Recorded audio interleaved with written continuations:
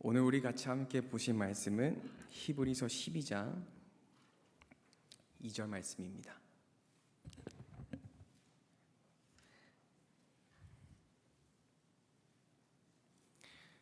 히브리서 12장 2절 말씀을 함께 볼 건데요. 오늘 다루는 부분은 12장 전체를 조금 같이 보려고 합니다.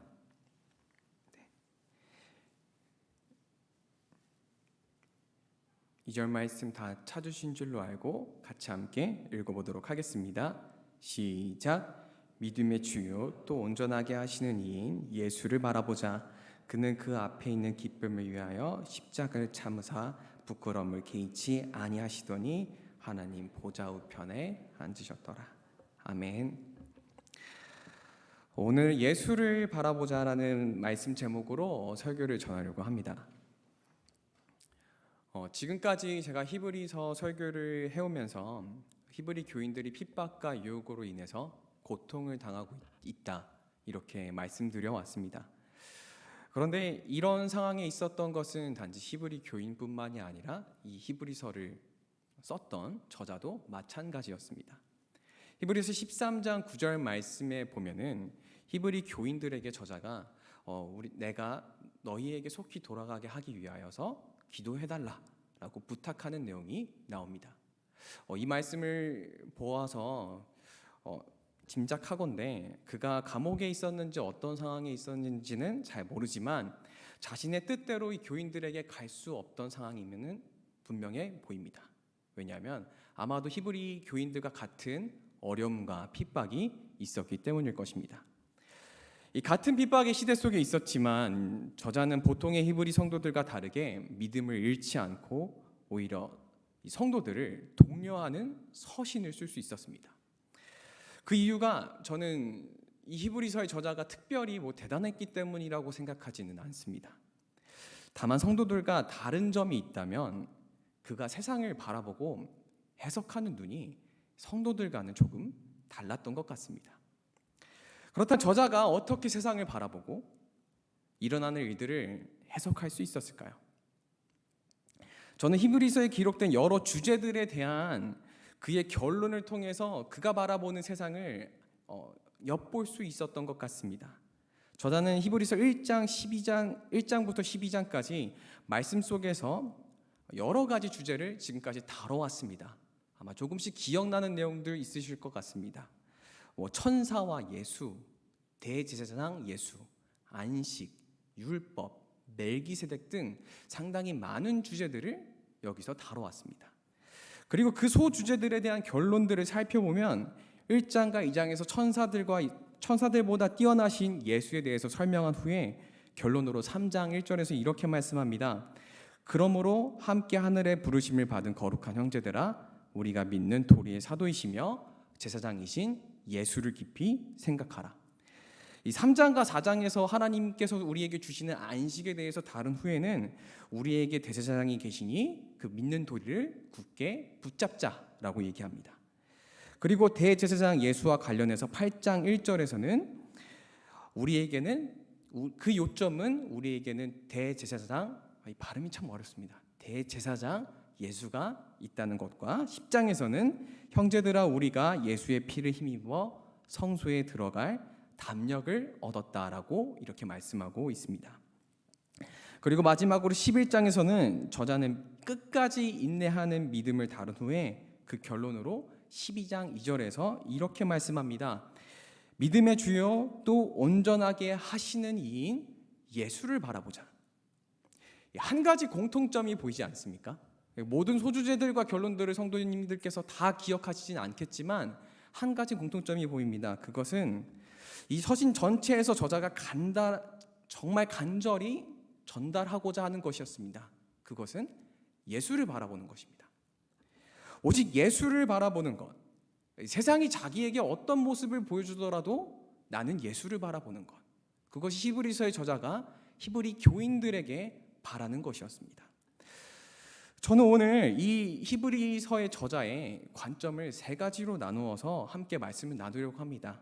우리가 함께 말씀을 나눌 때 하나님의 말씀이 우리 안에서 숨쉬기를 주님의 이름으로 축복합니다. 첫 번째로 히브리서의 저자가 가졌던 관점, 세상을 바라보는 관점은 인생을 바라보는 믿음의 눈입니다. 앞서 저자는 11장에서 믿음에 대해서 설명해 왔습니다. 그가 생각하기에 믿음은 바라는 것의 실상, 보이지 않는 것들의 증거라고 하면서 이 선진들이 이로써 믿음으로 증거를 얻었다라고 했습니다. 이후에 저자가 생각하는 선진들에 대해서 한 명씩 나열하기 시작했습니다. 아벨, 노아, 아브라함, 모세 등등, 그리고 기드온, 바락, 삼손, 입다, 다윗, 사무엘 등 이 선지자들을 말하려면 내게 시간이 부족하도다라고 말씀하고 있습니다. 왜냐하면 마치 우리가 위인전을 읽으면서 배울 것들을 찾듯이 이 히브리서 저자도 선진들을 통해서 우리가 배울 것들을 찾기를 바랬습니다. 그것은 믿음입니다. 그런데 우리가 이 믿음의 선배들을 이렇게 생각해 보면 말씀 속에서 상당히 많은 믿음의 선배들이 참 다채로운 실수를 보여줬다는 것을 여러분들은 아실 거라고 생각합니다. 아브라함은 이집트 왕이 무서워서 아내를 누이라고 속였고 하나님의 약속을 끝까지 의지하지 못해서 첩을 받았습니다. 또 야곱은 거짓으로 형을 속였으며 요셉은 지나친 교만으로 형제들에게 미움을 받았습니다. 겁탈을 행한 다윗도 있었고 살인을 행했고 또 말씀에 불순종하여 분노로서 바위를 세게 친 모세도 있었습니다. 또 유혹에 넘어가서 두 눈이 뽑혀버린 삼손도 있었고 예수님 그 자체를 배반해버린 예수님의 제자들도 우리는 말씀 속에서 너무나 쉽게 찾아볼 수 있습니다. 그럼에도 불구하고 이들에게서 배워야 하는 것이 믿음이라고 저자는 얘기합니다. 그리고 이 선진들에 대해서 이 선진들이 가지는 믿음, 우리가 그 배워야 되는 믿음에 대해서 조금 더 자세히 설명하는데 저는 그 말씀이 12장 1절 말씀이라고 생각합니다. 이 12장 1절 말씀을 눈으로 봐주시면 감사하겠습니다. 저자는 선진들이 보여주었던 믿음의 모습을 두 가지로 볼 수 있는데, 먼저 모든 무거운 것과 얽매이기 쉬운 죄를 벗어버리고 인내로서 자신 앞에 당한 경주를 하는 것이 첫 번째이며, 두 번째는 12장 2절 말씀이 믿음의 주요 또 온전하게 하시는 이인 예수를 바라보는 것입니다.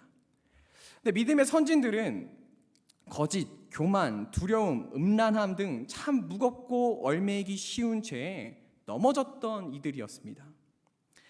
그런데 하나님은 결국 이들의 모든 무거운 것과 얽매이는 죄들을 벗어버리게 하셨습니다. 두려움이 많던 아브라함은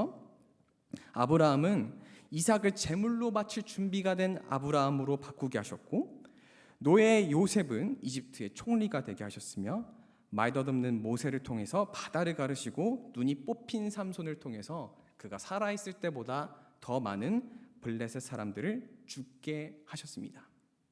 왜냐하면 그들이 넘어졌을지언정 끝까지 인내로서 나아갔기 때문입니다.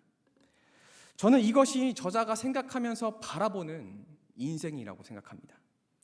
우리의 믿음은 단회적인 것이 절대 아닙니다. 오늘 우리가 기도해서 이 삶에서 갑자기 믿음이 충만해진다고 하여도 여기서 끝나는 것이 결코 아닙니다. 또 우리가 하나님 앞에서 엄청나게 큰 잘못을 한다고 해서 거기서 끝나는 것이 결코 아닙니다. 저자가 생각하기엔 구름과 같이 우리를 둘러싼 이 허다한 증인들, 믿음의 선배들은 넘어지면 넘어질지라도 다시 일어나서 믿음의 경주를 해나갔습니다. 한때 저를 가르치셨던 목사님이 이렇게 말씀하셨습니다. 나는 눈물을 믿지 않는다. 처음에 그 얘기를 들었을 때 굉장히 상처가 되었습니다. 왜냐하면 제가 그 얘기를 청년부 수련회 마지막 날 저녁에 기도하면서 들었거든요. 청년들과 함께 막 울면서 기도하고 있는데 이 회개하는 청년들을 보시면서 대뜸 나는 눈물을 믿지 않는다 라고 얘기하시니 얼마나 상처가 되겠습니까? 그런데 이 말씀을 하신 후에 이렇게 덧붙이셨습니다. 지금 여기서 눈물을 흘리는 것으로 끝나는 것이 아니다. 오늘 있었던 일로 끝나는 것이 아니다. 지금 회개하며 앞으로 고칠 올바른 모습을 계속해서 유지하는 것이 중요하다. 그렇기 때문에 나는 지금의 눈물을 믿지 않는다. 그러니 바뀔 삶의 모습을 유지하는 것, 곧 인내를 위하여 기도하라고 말씀하셨습니다. 죄 많은 히브리 교인들입니다. 또 죄 많은 우리들입니다. 넘어지기를 반복하지만 그럼에도 불구하고 하나님은 선진들처럼 죄에서 벗어나 인내로 나아가게 하십니다.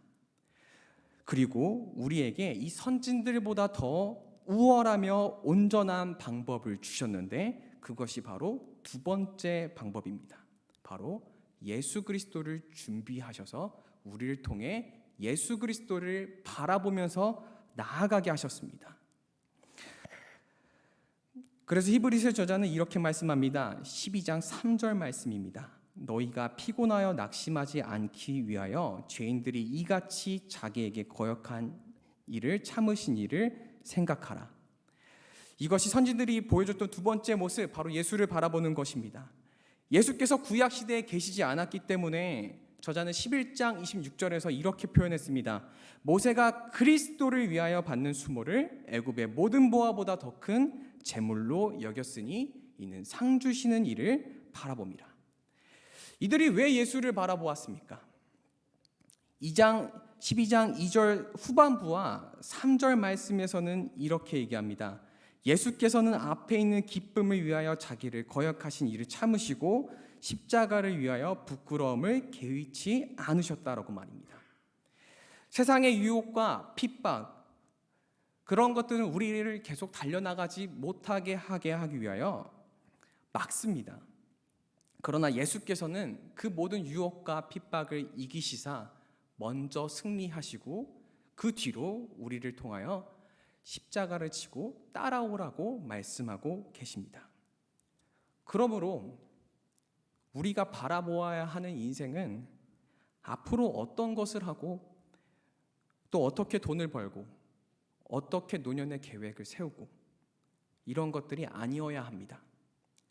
우리가 바라보아야 하는 인생의 모습은 모든 무거운 것과 얽매이기 쉬운 죄 때문에 넘어지더라도 우리보다 앞서가신 예수를 바라보며 인내하면서 경주를 해나가는 것, 그것이 우리가 바라보는 인생이 되어야 합니다. 이렇게 인내로서 나아갈 때 어떠한 일이 생기는 줄 아십니까? 성도 여러분들이 예수를 바라보면서 인내로서 믿음의 경주를 해나갈 때 바로 여러분들이 구름 같은 둘러싼 허다한 증인들이 되는 것입니다. 우리의 자녀들이, 친구와 가족들이 넘어질 수 있으나 언제고 일어서서 인내로서 예수를 바라보기를 멈추질 않는 여러분들을 바라보면서 그들이 히브리서의 저자와 같은 마음을 먹을 것입니다. 우리의 인생은 예수를 바라보며 믿음의 경주를 하는 것이구나 하고 말입니다. 그러므로 이번 한 주 동안에 우리의 인생은 예수를 바라보며 믿음의 경주를 해나가시는 것을 알고 그것을 바라보고 또 그렇게 나아가시는 성도님들 되시길 주님의 이름으로 축복합니다. 두 번째는 고난을 바라보는 사랑의 눈입니다. 저자는 성도들에게 예수를 바라보면서 믿음으로써 이렇게 인내하라고 그리고 또 달려가라고 말했습니다. 그리고 나서 잠언 3장 말씀을 통해서 이 히브리인들이 당하는 고통을 어떻게 여겨야 하는지 말하고자 합니다. 이 12장 5절 말씀을 보면 그가 인용한 잠언 말씀이 써 있습니다. 주의 징계하심을 경히 여기지 말며 그에게 꾸지람을 받을 때에 낙심하지 말라고 말합니다. 보통 우리가 징계라고 하면은 하나님께 죄를 지어서 받는 벌로 생각할 수 있습니다. 그런데 오늘 히브리서의 저자는 이 징계라는 단어의 해석을 좀 더 넓게 생각한 것 같습니다. 하나님께 죄를 지어서 받는 죄도 있지만 그것을 넘어서서 여러 가지 성도들에게 찾아오는 핍박과 고통도 징계라고 해석한 것 같습니다. 그렇다면 이 성도님들 중에서는 마치 하나님께로부터 내가 이러한 징계를 받는 것 같다. 그래서 하나님 도대체 나한테 왜 이러십니까? 이런 식으로 기도해 보신 적이 있으십니까? 비록 우리가 사는 시대에 징계라고 불릴 법한, 특별히 한국에서는 외부적인 핍박은 없지만 견뎌내기 어려운 고난이 찾아올 때가 많이 있는 것 같습니다. 눈앞에서 사업이 무너지고 가정을 잃고 경제적으로 너무 힘들어서 솟아날 구멍이 느껴지지 않을 때 징계라고 여겨지는 것 같습니다. 그런데 저자는 여기서 한 발자국 더 나아가서 이 징계가 아버지가 아들을 사랑해서 주시는 굉장히 유익한 것, 또 거룩함에 참여하게 하시는 그런 대단한 것이라고 설명합니다. 전에 제가 이렇게 말씀드린 적이 있습니다. 저는 제가 스스로 믿음 있는 사람이라고 생각했었는데 아버지의 사업으로 뭔가 가정이 힘들어지자 하나님을 욕하고 떠났다고 말입니다. 지금은 제가 이제 하나님께 회개하고 돌이켜서 하나님 은혜로 다시 이곳에 설 수 있게 되었지만 저는 시험에 들게 하지 마옵시고라는 그 말씀처럼 징계라고 여길 만한 일들을 다시 겪고 싶지 않습니다. 왜냐하면 징계가 현실처럼 나한테 다가올 때 제가 흔들릴까 봐 너무나 두렵기 때문입니다. 그만큼 글로써 읽는 것이 아니라 실제로 어떤 일들이 나한테 찾아오게 된다면 그 비참한 일들을 유익이라고 생각하는 것은 많이 어려운 것 같습니다. 이 히브리서의 성도들도 마찬가지였습니다. 형제 자매가 감옥에 갇혀서 맞고 욕먹고 죽어가고 있었습니다. 심지어 자신도 그럴 수 있는 두려움에 떨고 있었습니다. 유익이라고 여기기에는 너무나 아팠을 것입니다. 만약 히브리 교인들이 그들에게 닥친 이 고통들을 하나님께서 주시는 이게 유익이야 라고 생각할 만큼의 여유가 있는 사람들이었다면 이 히브리서 자체가 저는 쓰여지지 않았을 것이라 생각합니다.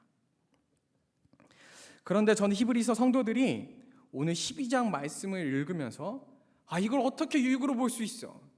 지금 이 저자가 나랑 장난치자는 건가? 너는 조금 편해서? 라고 말하기보다도 12장 10절 말씀처럼 그래, 이 고통은 나한테 유익이야. 나는 하나님의 거룩하심에 참여하는 거야 라고 생각했을 거라고 저는 생각합니다. 왜냐하면 지금까지 1장부터 12장까지 히브리서의 저자가 쌓아왔던 것이 있기 때문입니다. 이 히브리서 1장부터 말씀을 생각해 보시면 예수에 대해서 정말 묘사를 해온 것 같습니다. 밑그림을 그리고 색칠을 칠하는 사람처럼 처음에는 천사보다 뛰어나신 예수부터 시작해서 여러 가지 아까 말씀드렸던 주제를 통해서 예수의 다양한 모습들을 그려내고 있었습니다. 그리고 마지막에는 하나님이 예수의 피로써 영원한 언약이 되게 하셨다라고 말씀합니다. 우리는 모두 죄인입니다. 징계가 올 때마다 하나님을 저버리려고 하고 죄들에 너무나 쉽게 무너지는 죄인이지만 하나님은 이런 죄인들과 피로써 그 아들의 피로써 언약을 맺었다라고 히브리서는 설명을 합니다. 그래서 예수를 믿는 자마다 하나님께서 그 아들의 피로써 용서하시고 영원한 나라에 살게 하셨습니다. 그리고 이 언약을 믿는 자들이 이 언약을 우리가 믿기 시작할 때 놀라운 일이 생기기 시작하는데 이 모습을 히브리서의 저자는 예레미야 말씀을 인용해서 8장에서 사실 소개합니다. 제가 그 말씀을 읽어보도록 하겠습니다. 내가 이스라엘과 맺을 언약은 이것이니 내 법을 그들의 생각에 두고 그들의 마음에 이것을 기록하리라. 나는 그들에게 하나님이 되고 그들은 내게 백성이 되리라. 그 누구도 지울 수 없는 영원한 하나님의 마음이 우리의 가슴 속에, 마음 속에 새겨집니다. 그리고 우리는 하나님을 아버지라고 부르는 일이 생깁니다. 그 놀라운 역사를 우리는 뭐라고 표현하시는지 아십니까? 한 단어로 이렇게 표현합니다. 사랑입니다. 이것이 저자가 예수에 대해 말하면서 지금까지 쌓아왔던 하나님의 사랑입니다.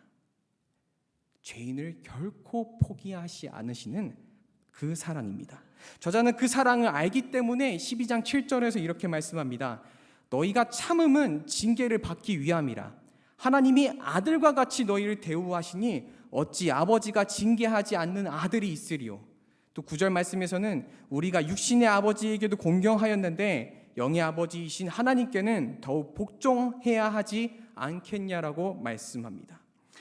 우리는 삶의 고통이 있으면 이것이 왜 찾아왔는지, 또 어떤 유익을 나한테 주고자 하는지, 또 하나님은 나한테 무엇을 설명하고자 해서 나한테 이 고통을 주시려고 하는지 해석하려고 합니다. 그런데 저자는 이 징계의 이유와 해석 따위에는 하나도 관심이 없어 보입니다. 그저 10절과 11절 말씀을 통해서 이 징계가 어떤 것인지는 모르겠지만, 하나님의 뜻이 어떤지는 아무것도 모르겠지만 그의 거룩하심에 참여하게 할 거고 분명히 우리에게 유익이 될 것이라고 자신 있게 설명합니다. 왜냐하면 그는 하나님의 사랑을 알았기 때문입니다. 의인도 아니라 죄인을 위하여 자기 아들을 죽일 수 있는 분이 세상에 누가 있겠습니까? 오직 우리 하나님뿐이 계시지 않습니다. 하나님이 우리를 사랑하시고 그 사랑을 받는 우리가 하나님을 사랑하는 것, 그것이 저자가 이 징계와도 같은 고난을 바라보는 방법이었습니다. 사랑하는 성도 여러분, 왜 나만 당하냐고 부르짖을 만한 일들이 우리 삶에 이미 찾아왔고 또 찾아올지라도, 또 어쩌면 우리의 원수는 마치 욥을 시험하듯이 여러 가지 시험들을 우리에게 당하게 할지 모릅니다. 하지만 그때마다 사랑의 눈으로서 이 고통들을 바라보시길 바랍니다. 아들을 주시며 우리를 사랑하신 하나님께서는 우리의 고통을 모르고 계시진 않습니다. 그러므로 예수 그리스도께서 하나님의 사랑에 순종하여 십자가에서 자기 몸을 드렸던 것처럼 고난에 순종하여 의와 평강의 열매를 맺으시며 거룩함에 참여하시는 그런 성도님들 되시길 주님의 이름으로 축복합니다. 마지막 세 번째는 하나님을 경외하는 눈으로 세상을 바라보는 것입니다. 앞서서 저자가 작은 소주제들마다 끊임없이 예수를 바라보자라는 결론을 내렸다라고 제가 말씀드렸습니다. 그 결론들은 예수를 바라보자, 우리에겐 대제사장이신 예수가 있다, 예수의 피를 힘입어 성소에 들어갈 담력을 얻자, 여러 가지 것들이 있었습니다. 그런데 이 결론들을 낼 때마다 그 전에 따라왔던 것이 있습니다. 그것은 아주 두려운 경고의 말씀 또한 함께 전했다는 겁니다. 예를 들면 2장에서는 우리가 이같이 큰 구원을 등한히 여기면 어찌 그 보응을 피하리오라고 말씀하신 후에 예수를 깊이 생각하자라고 말합니다. 4장에서는 혹 약속에 이르지 못하는 사람이 있을까 두려워하라고 한 후에 우리가 은혜의 보좌 앞에 나아갈 것이라고 얘기합니다. 6장에서는 보다 강력하게 얘기합니다. 하나님의 선하심과 내세의 능력을 보고도 타락하면 다시 회개할 수 없는 그런 무서운 경고를 한 후에 우리가 구원에 속한 것을 확신한다 라고 얘기하며, 10장에서는 우리가 진리를 아는 지식을 받은 후에 죄를 범하면 다시 속지 않은 제사가 없고 라고 말씀한 후에 우리는 뒤로 물러가 멸망할 자가 아니요 오직 영혼을 구원함에 이르는 믿음을 가진 자라고 설명합니다. 저는 근데 여기서 이렇게 생각해 볼 수도 있을 것 같습니다. 만약 제가 히브리 성도였다면, 그래서 이 말씀을 읽는다면 굳이 두려운 것을 언급했어야 하나? 저는 그렇게 생각했을 수도 있을 것 같습니다. 지금 사는 것도 두려운데, 매일매일 벌벌 떨면서 사는 게 내 인생인데, 좀 좋은 말로써 그냥 예수를 좀 바라보자, 하나님 정말 사랑의 하나님이시다, 이렇게 말하면 또 뭐 더 큰 위로가 되지 않겠습니까? 그런데 히브리서의 저자는 제 바람대로 기쁜 소식만을 전하지는 않습니다. 저는 그 이유가 이 12장의 후반부에서 나타난다라고 생각합니다. 저자는 12장에서 기쁜 소식을 전하기 전에 하나님의 두려움을 먼저 소개합니다. 먼저 18절부터 21절까지 말씀을 보시면 이제 히브리서의 저자가 신에선 사건을 설명을 하기 시작합니다. 18절부터 너희는 만질 수 있고 불이 붙는 산과 침침한 함과 흑암과 폭풍과 날파 소리와 말하는 소리가 있는 곳에 이른 것이 아니라 그 소리를 듣는 자들은 더 말씀하시기를 구하지 아니하시기를 구하였으니 이는 짐승이라도 그 산에 들어가면 돌로 침을 당하리라 하신 명령을 그들이 견디지 못함이라라고 말씀합니다. 히브리서 저자는 이 히브리 성도님들이 그 불타는 시내산 앞에 있는 것이 아니라고 얘기합니다. 그렇다면 히브리 성도들이 있는 곳은 어디일까요? 22절부터 24절까지 말씀에서는 그러나 너희가 이른 곳은 시온산과 살아계신 하나님의 도성인 예루살렘과 천만 천사와 하늘에 기록된 장자들의 모임과 교회와 만민의 심판자이신 하나님과 및 온전하게 된 의인의 영들과 새 언약의 중보자이신 예수와 및 아벨의 피보다 더 나은 것으로 뿌린 피니라라고 말씀하고 있습니다. 성도들은 더 이상 옛 언약에 속한 것이 아니라 새 언약 가운데서 예수와 함께 하나님의 나라에 있다라고 말씀하는 겁니다. 그런데 이 나라의 특징이 있습니다. 28절 말씀을 보시면 이 나라가 진동하지 않는다라고 얘기합니다. 그러나 세상은 진동할 것입니다. 26절 말씀을 위해서도 보시면 그때에는 그 소리가 땅을 진동하였거니와 이제는 약속하여 이르시되 내가 또 한 번 땅만 아니라 하늘도 진동하리라 하셨느니라 라고 말씀하십니다. 하나님은 이제 세상에 그가 다시 오실 때에 세상의 왕들과 나라를 심판하시며 하나님과 함께하지 않는 모든 것들을 땅뿐만 아니라 하늘까지 흔드시며 멸하실 것입니다. 하나님의 승리를 막을 수 있는 것은 아무도 없을 것입니다. 누구도 그의 진노를 피할 수 없을 것입니다. 그렇다면 이렇게 생각할 수 있습니다. 결국 길은 두 개밖에 있지 않습니다. 예수의 피를 믿어서 흔들리지 않는 언약 안에 있던지 하나님의 나라에 있던지 아니면 없던지 하나님과 함께 모으거나 그렇지 않던지 뜨겁거나 차갑던지 하는 것, 그것이 히브리서의 저자가 세상을 바라봤던 눈이었습니다. 그렇다면 성도 여러분들께서는 이 하나님께서 우리에게 주시는 새 언약 안에 거하고 계십니까? 모두 다 거하고 있습니다. 그렇다면 이 말씀도 한번 읽어봐야 될 것 같습니다. 14절 말씀입니다. 모든 사람과 더불어 화평함과 거룩함을 따르라. 이것이 없이는 아무도 주를 보지 못하리라. 아멘. 요즘 시대는 참 인간 중심적으로 생각하는 것 같습니다. 새 언약 안에 있으면서도 마치 예수를 믿지 않았던 때의 반쯤은 사는 것처럼 이 정도로 사는 것은 괜찮겠지 않은 것들이 참 많아지는 것 같습니다. 교회 안에서 성도들끼리 싸워도 가족들끼리 싸워도 화평함과 거룩함을 따르지 않으면 주를 보지 못한다는 무서운 말씀이 있는데도 자기의 기분을 생각하진 않습니까? 저는 이 말씀을 읽는데 제 기분에 좌지우지했던 제 부족한 인간관계를 떠올리게 됐습니다. 제가 얼마나 내 중심적으로 하나님의 말씀을 받고 있고 그 언약 안에 살아가고 있는지 깨워주는 말씀이 바로 이 말씀이었습니다. 행복하기 위해서 예수를 믿고 믿음을 갖습니다. 인생이 잘 풀리는 것을 위해 기도하는 것들이 하나님의 나라를 위해 기도하는 것보다 더 많습니다. 바쁜 삶 때문에 나의 행복 때문에 어느 정도의 죄악은 허용되고 괜찮다 생각하는 모습들이 생깁니다. 그러나 히브리서의 저자는 끊임없이 경고해 왔습니다. 심지어 17절 말씀에서는 에서와 같이 회개할 기회를 놓치지 말라라고 얘기를 합니다.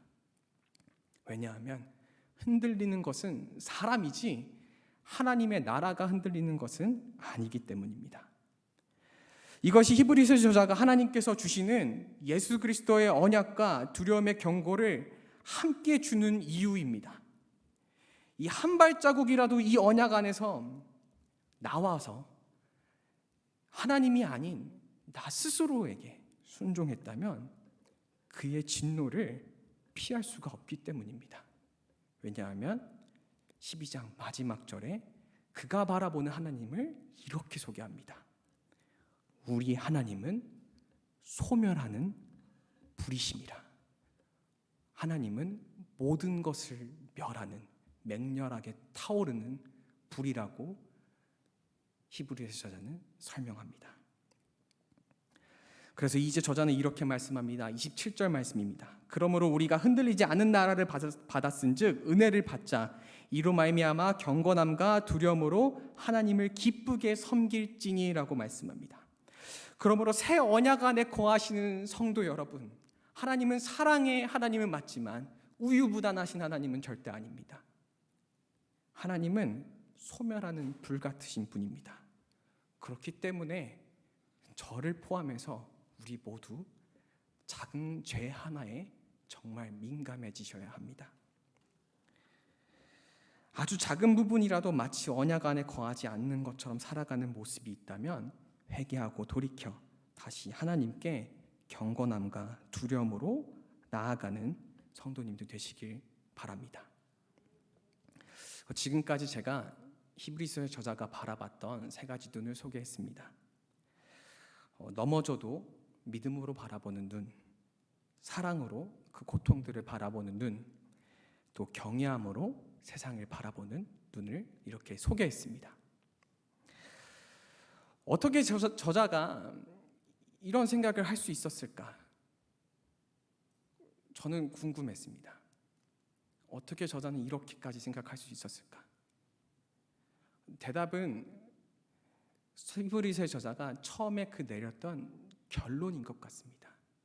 그는 예수를 바라보는 것을 뛰어넘어서 예수를 너무나 닮고자 했던 사람이었습니다. 하나님을 경외함으로 모든 고통을 이기신 그 예수 그리스도를 바라보면서 정말로 그 예수를 닮아서 그와 같이 되고 싶다라고 여겼던 사람이 바로 히브리서의 저자였습니다. 사랑하는 성도 여러분, 오늘 이 세 가지 잊으셔도 상관없습니다. 단 하나 기억해 주시면 됩니다. 예수를, 하나님을 경외함으로 바라보시기 바랍니다. 그렇게 하시면서 살아가실 때 하나님께서 우리를 사랑하시는 그 사랑을 여러분들이 마음껏 누리게 될 줄을 주님의 이름으로 축복합니다. 우리 같이 함께 찬양하도록 하겠습니다.